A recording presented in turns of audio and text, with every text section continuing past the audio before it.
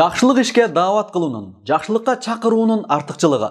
Ассаламу алейкум урматтуу боордоштор.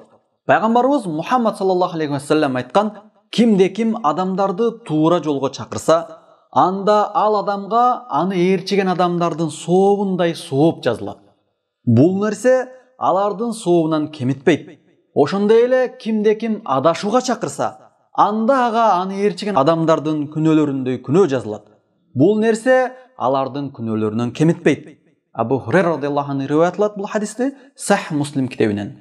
Туура жол бул Аллах Таала өз элчиси Мухаммад пайгамбар аркылуу бизге үйрөткөн ислам динин бекем кармануу. Куран хадисте келген Аллах Тааланын өкүм буйруктарына ээрчүү.